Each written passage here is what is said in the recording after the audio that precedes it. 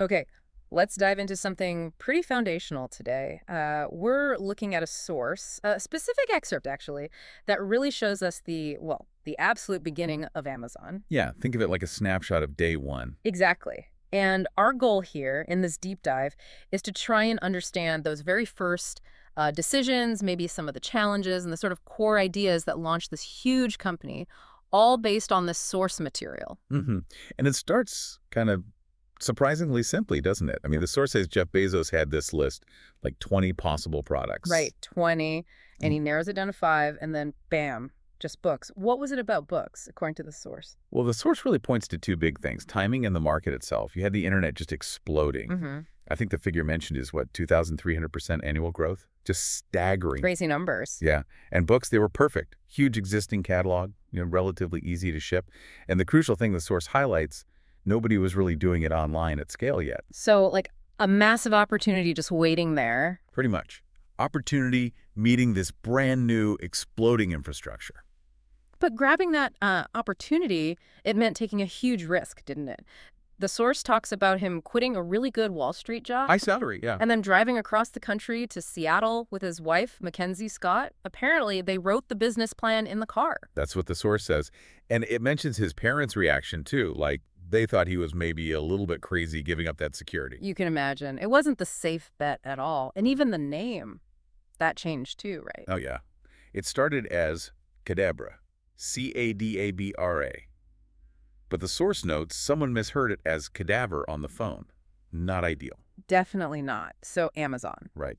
Chosen, according to this material, to sound big, like the river, suggesting this, vast selection, which tied right back into the whole book catalog idea. What strikes me looking at this source is how quickly the focus went beyond just selling books. It seems like right from the absolute start, it was about the customer experience. Totally.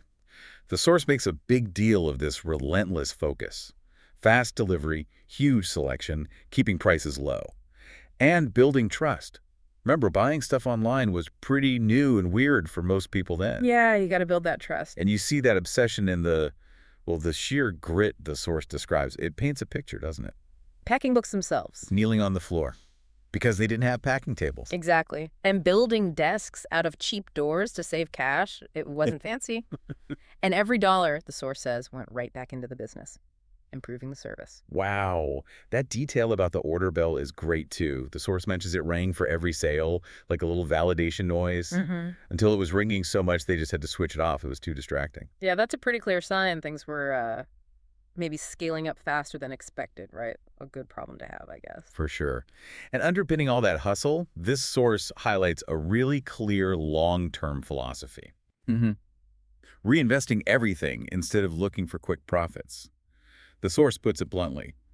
No shortcuts, only persistence.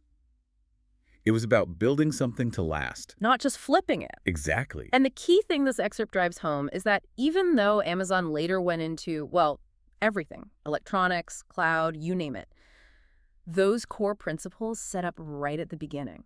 The source argues they never really changed. Yeah, they became the bedrock. This source boils them down to three main ideas.